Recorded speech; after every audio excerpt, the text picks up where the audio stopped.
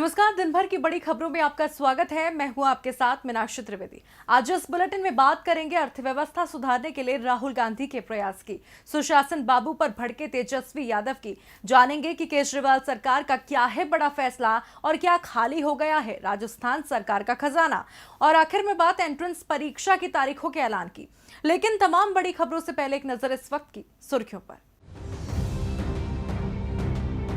खेल मंत्रालय ने ईमेल के जरिए राष्ट्रीय खेल पुरस्कारों के लिए नामांकन किया आमंत्रित। इस साल अर्जुन और खेल रत्न पुरस्कारों के लिए जनवरी 2016 से दिसंबर 2019 तक के प्रदर्शन पर किया जाएगा विचार।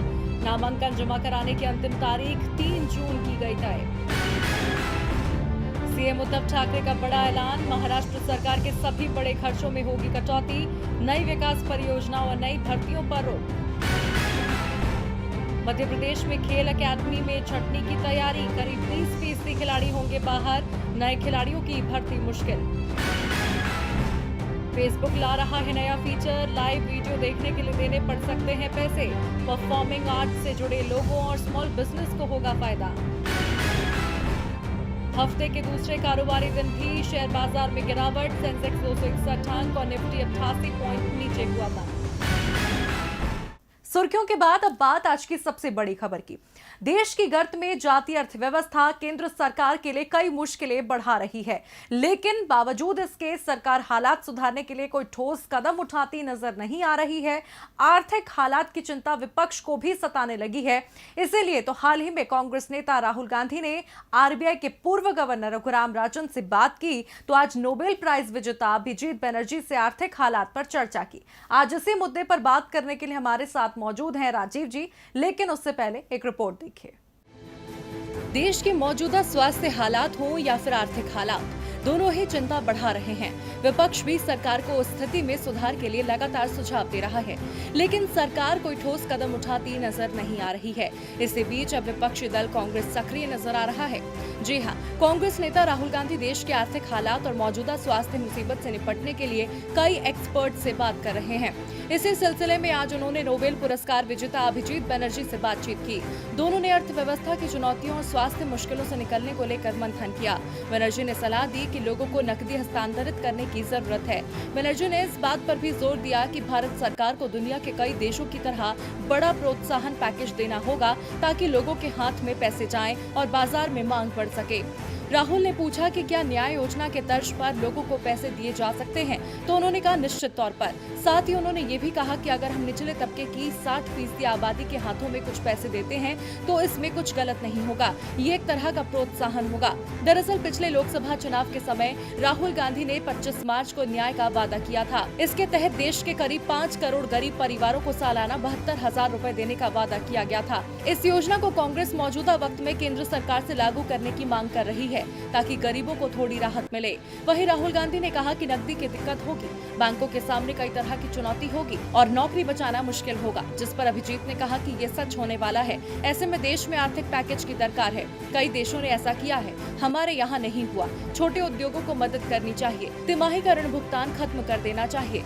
उन्होंने कहा कि पूर्णबंदी की वजह से कारोबार पूरी तरह से ठप है, इसीलिए आर्थिक मदद की ज्यादा जरूरत है।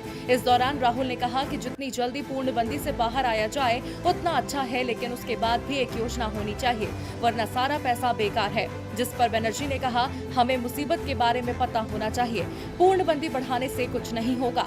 आपको बता दें, देश की अर्थव्यवस्था को उबारने और सरकार को सुझाव देने के लिए राहुल लगातार विशेषज्ञों से बात कर रहे हैं। इसी कड़ी में पिछले हफ्ते उन्होंने रिजर्व बैंक ऑफ इंडिया के पूर्व गवर्नर रघुराम राजन से बात की थी, लेकिन मौजूदा हालात बता रहे हैं कि केंद्र सरकार कोई सुझाव लेने के मूड में नहीं है। ऐसे में क्या अभिजीत बनर्जी की बात पर केंद्र गौर करता है या नहीं, ये देखना होगा। अब रुख करते हैं राजीव जी का। राजीव जी, आपका स्वागत है। धन्यवाद मीनाक्षी। राजीव जी, पूर्व आरबीआई गवर्नर रघुराम राजन ने आर्थिक हालात बेहतर करने के लिए जो बात कही थी, आज अभिजीत बनर्जी ने भी वही बात कही कि अर्थव्यवस्था को सुधारने के लिए गरीबों की जेब में पैसा डालना होगा, उन्हें वित्तीय सहायता देनी होगी। लेकिन क्या वजह है कि सरकार इस तरफ ध्यान देने को ही तैयार नहीं है? देखिए मीनाक्षी, अभिजीत बनर्जी के जो विचार हैं कमोबेश वैसे ही विचार रघुराम राजन के भी थे।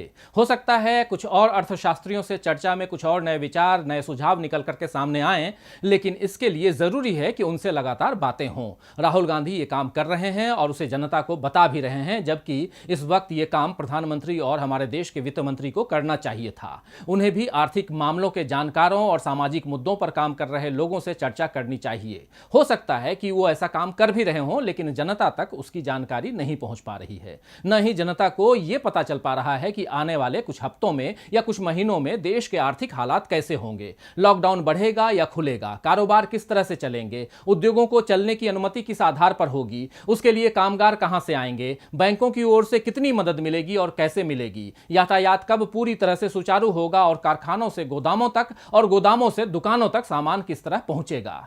लघु उद्योगों, हस्तशिल्पकारों, बुनकरों, रेहड़ी पटरी वालों, इस तरह के छोटे मोटे व्यापार रोजगार करने वाले लोग जो हैं, लाखों हजारों लोगों के सामने इस वक्त भविष्य को लेकर कई तरह के सवाल उमड़ रहे हैं, जिनके जवाब के लिए वो सरकार की ओर ताक रहे हैं। लेकिन सरकार ने अजीब तरह की चुप्पी धारण की हुई है, जो भयभीत कर रही है कि आखिर सरकार क्या करने वाली है। क्या वो अपना खजाना भरने के लिए जनता पर दबाव बढ़ाएगी, जैसा कि अभी दिल्ली सरकार ने पेट्रोल और डीजल पर वैट बढ़ाकर किया है, या गरीबों को उनके हाल पर छोड़ देगी और सर्वाइवल ऑफ द फिटेस्ट के सिद्धांत को अपना लेगी कि इस मुश्किल में जो बचने की कुवत रखता हो वो बच जाए, बाकी लोग भगवान के भरोसे रहें।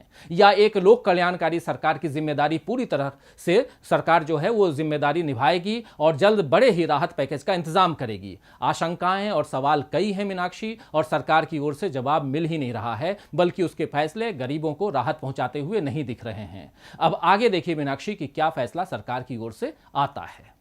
बहुत बहुत धन्यवाद राजीव जी आपका तमाम जानकारियों के लिए। अब बढ़ते हैं अपनी अगली खबर की ओर। देश में स्वास्थ्य हालात दिन ब दिन चिंताजनक होते जा रहे हैं। वहीं आरजेडी नेता तेजस्वी यादव बिहार के डबल इंजन सरकार को घेरने में कोई कोर कसर नहीं छोड़ रहे। एक बार फिर तेजस्वी ने बिहार में स्वास्थ्य सुविधाओं को लेकर सरकार पर सवाल खड़े किए हैं। क्या कुछ कहना है तेजस्वी का, इस रिपोर्ट में देखिए। पूर्णबंदी पार्ट 3 में मिली छूट के बाद राज्य सरकारों की चिंताएं बढ़ गई हैं, क्योंकि अब मामले बढ़ने का डर राज्य सरकारों को सता रहा है। लेकिन बिहार में तो अलग ही कहानी चल रही है। मौजूदा हालात में जब मूल सुविधाएं ही ठीक नहीं होंगी तो फिर इस विपदा का सामना भला कैसे किया जा सकेगा। इसी मुद्दे पर तेजस्वी यादव बिहार सरकार को घेरते नजर आए हैं। तेजस्वी ने ट्वीट किया, बिहार के पृथक केंद्रों की ऐसी दयनीय स्थिति है कि वहाँ कोई रुकना नहीं चाहता। खाने पीने की चीजों का अभाव है, जिसके कारण कामगार लोग परेशान होकर पृथक केंद्रों से भाग रहे हैं। ट्वीट के साथ तेजस्वी ने एक वीडियो भी शेयर किया है, जिसे वो कटिहार के पृथक केंद्र का बता रहे हैं। वीडियो में कामगार पृथक केंद्र से भागते नजर आ रहे हैं। ऐसा पहली बार नहीं है जब तेजस्वी यादव बिहार सरकार को आड़े हाथों ले रहे हो। कभी टेस्टिंग तो कभी श्रमिकों को लेकर तेजस्वी सरकार पर सवाल उठाते रहे हैं। श्रमिकों की घर वापसी के दौरान उनसे किराया वसूले जाने को लेकर भी उन्होंने सरकार की निंदा की थी। और अब एक बार फिर तेजस्वी बिहार सरकार के इंतजामों को कटघरे में खड़ा करते नजर आ रहे हैं। उम्मीद करेंगे कि बिहार में वक्त रहते सारी व्यवस्थाएं दुरुस्त कर ली जाएंगी, ताकि विपदा जल्द से जल्द टल सके। अब तेजस्वी जहां स्वास्थ्य हालात से लेकर कामगारों के मुद्दे पर नीतीश सरकार की परेशानी बढ़ा रहे हैं, तो वहीं दिल्ली सरकार सूबे की आर्थिक परेशानी को कम करने के लिए कदम उठाती नजर आ रही है। जी हां, अर्थव्यवस्था के हाल को देखते हुए दिल्ली सरकार ने बड़ा फैसला लिया है, जो सीधे जनता की जेब पर असर डालेगा। तो क्या है केजरीवाल सरकार का अहम फैसला, देखिए इस रिपोर्ट में। देश के मौजूदा स्वास्थ्य हालात के मद्देनजर पूर्णबंदी की मियाद एक बार फिर बढ़ा दी गई है। पिछले काफी वक्त से लोग घरों में रहने को मजबूर हैं, लेकिन 4 मई से केंद्र सरकार ने आर्थिक गतिविधियों को शुरू करने की अनुमति दी। कई राज्यों में भी दफ्तर खुलने लगे ताकि आर्थिक हालात को सुधारा जा सके। इसी बीच अर्थव्यवस्था पर बढ़ते असर को देखते हुए दिल्ली सरकार ने एक और बड़ा फैसला लिया है। दिल्ली के अरविंद केजरीवाल सरकार ने पेट्रोल डीजल पर वैट बढ़ाने का फैसला लिया है। जी हां, आज से दिल्ली में पेट्रोल 1 रुपए 67 पैसे और डीजल 7 रुपए 10 पैसे महंगा हो गया है। राज्य सरकार ने पेट्रोल और डीजल दोनों पर ही वैट बढ़ाने का ऐलान किया। पेट्रोल पर वैट को बढ़ाकर 27% से 30% कर दिया गया है, जबकि डीजल पर 16.77% से बढ़ाकर 30% कर दिया गया है। इस फैसले के बाद दिल्ली के वित्त मंत्री मनीष सिसोदिया ने ट्वीट कर लिखा कि मुश्किल वक्त में कड़े फैसले लेने पड़ते हैं। वित्त मंत्री रहते हुए मैंने यही सीखा है, जिंदगी हमेशा ही शानदार नहीं होती। वहीं इसी के साथ दिल्ली में अब पेट्रोल की कीमत 71 रुपए 26 पैसे प्रति लीटर हो गई है, जबकि डीजल की कीमत बढ़कर 69.29 प्रति लीटर हो गई है। गौरतलब है कि स्वास्थ्य मुसीबत की वजह से बीते करीब 40 दिनों से सब कुछ बंद है। ऐसे में सरकार को काफी नुकसान उठाना पड़ा है। हाल ही में दिल्ली के मुख्यमंत्री अरविंद केजरीवाल ने भी कहा था कि सरकार का अप्रैल को रेवेन्यू 3500 करोड़ रुपए से घटकर 300 करोड़ रुपए ही रह गया है। साफ है कि सरकार की कमाई का नुकसान अब आम जनता की जेब पर पड़ रहा है, जिस पर विपक्ष का केजरीवाल सरकार को घेरना तय है। वाकई अब केजरीवाल सरकार के इस फैसले पर बीजेपी कितनी तल्ख होती है ये देखना होगा। वहीं फिलहाल मध्य प्रदेश में तो बीजेपी पर विपक्ष तल्ख होता नजर आ रहा है, क्योंकि यहां आदिवासी परिवार और अन्नदाताओं पर शिवराज सरकार ध्यान देती नजर नहीं आ रही। यही कारण है आदिवासियों और अन्नदाताओं की इन्हीं परेशानियों को लेकर मध्य प्रदेश कांग्रेस ने सरकार को आड़े हाथों लिया है। मध्य प्रदेश में शिवराज सिंह चौहान को सत्ता संभालने के बाद सबसे बड़ी विपदा का मुकाबला करना था। साथ ही ये भी ध्यान रखना था कि मौजूदा विपदा के समय लोगों को किसी तरह की परेशानी न हो। लेकिन मध्य प्रदेश कांग्रेस की माने तो शिवराज सरकार पूरी तरह से फेल नजर आ रही है।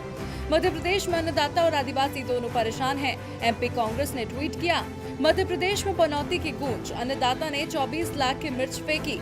इंदौर और भोपाल की मंडी बंद होने से देवास जिले के एक अन्नदाता को 24 लाख रुपए की मिर्च फेंकने के लिए विवश होना पड़ा है।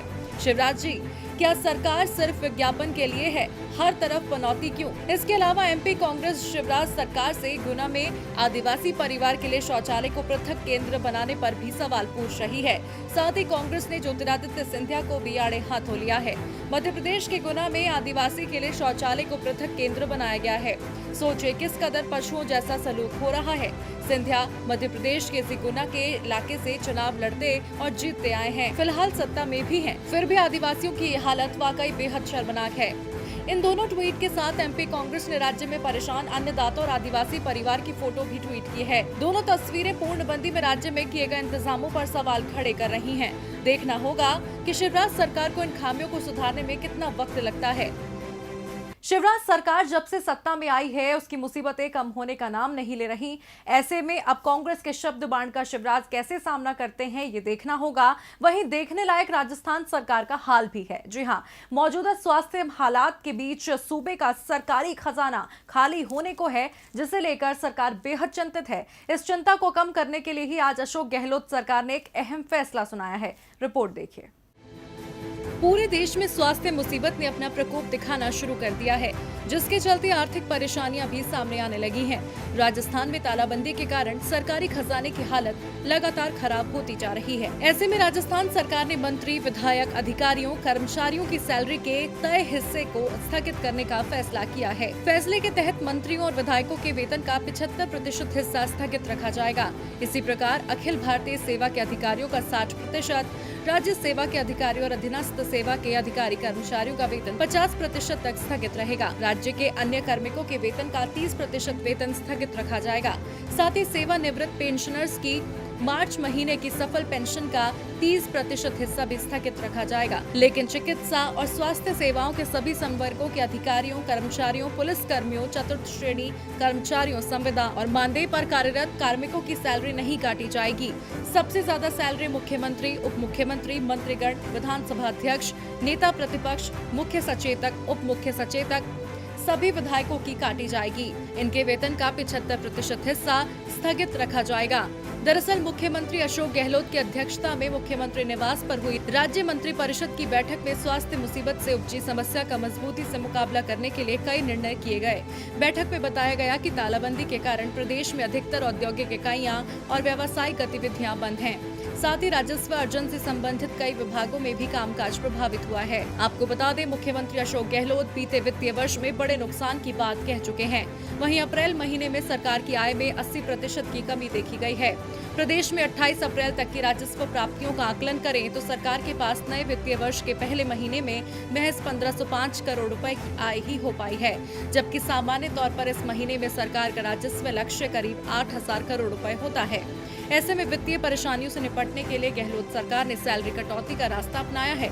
देखना होगा कि इससे सरकार को कितनी मदद मिलती है और विपक्ष क्या प्रतिक्रिया देता है।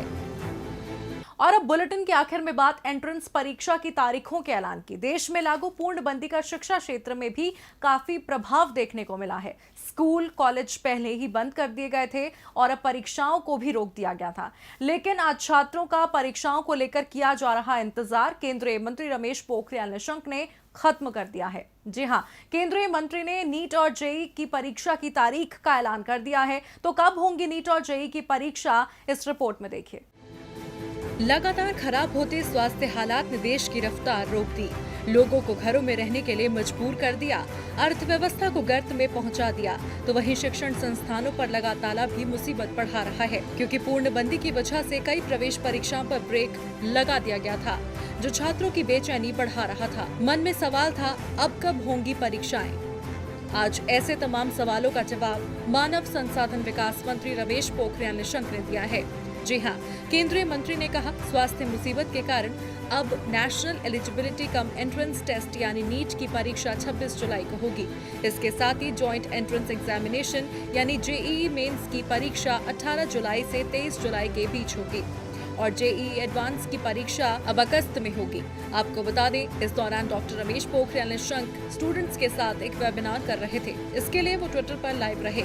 इसमें देश भर से स्टूडेंट्स उनसे अपने सवाल पूछ रहे थे। गौरतलब है कि हर साल लाखों स्टूडेंट्स मेडिकल और इंजीनियरिंग के यूजी कोर्सेज में एडमिशन के लिए नीट और जेईई मेंस जैसी परीक्षाओं में शामिल होते हैं। इस साल भी ऐसे लाखों स्टूडेंट्स को इन परीक्षाओं का इंतजार है। इस बार स्वास्थ्य मुसीबत के कारण बदले हालात के मद्देनजर राष्ट्रीय परीक्षा एजेंसी ने नीट यूजी 2020 और जेईई मेंस 2 में पहली बार कुछ ढील दी थी। सभी अभ्यर्थियों को इन परीक्षाओं के लिए पहले से भरे गए एग्जाम सिटी का विकल्प बदलने का मौका दिया गया। वहीं आज केंद्रीय मंत्री ने सीबीएसई एग्जाम को लेकर भी बयान दिया। निशंक ने कहा कि सीबीएसई के लंबित एग्जाम की तारीख भी जल्द ही घोषित की जाएगी।